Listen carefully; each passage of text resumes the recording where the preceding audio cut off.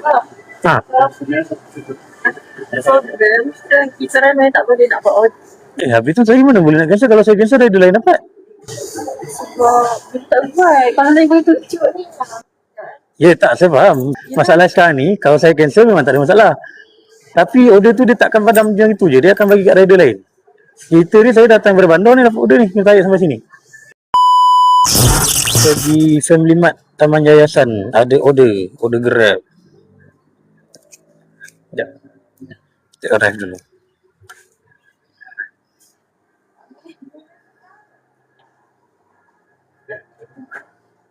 Selesai lah Grab?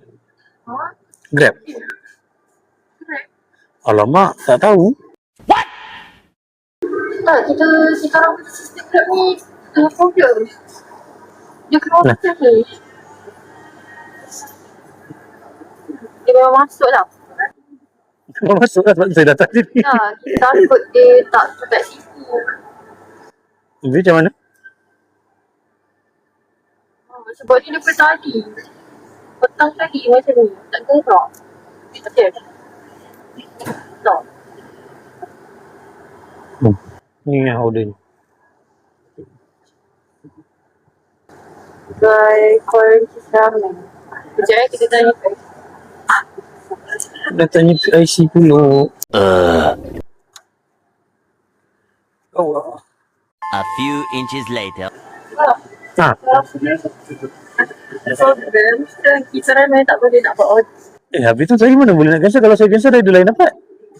Sebab kita buat. Kalau lain boleh tunjuk ni. Ya tak, saya faham. Masalah sekarang ni, kalau saya cancel memang tak ada masalah. Tapi order tu dia takkan padam macam itu je. Dia akan bagi kat rider lain. Kita ni saya datang dari bandar ni dapat order ni. Kita tarik sampai sini.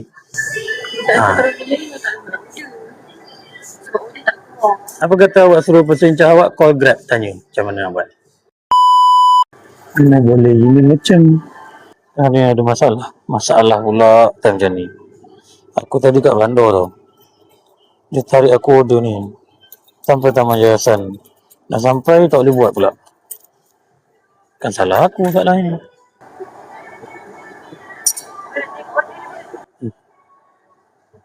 Kau nak tengok order Tak, tengok order.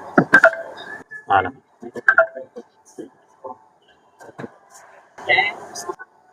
Oh, kena buat tau. Saya datang jauh ni. Kalau tak buat, rugi lah saya.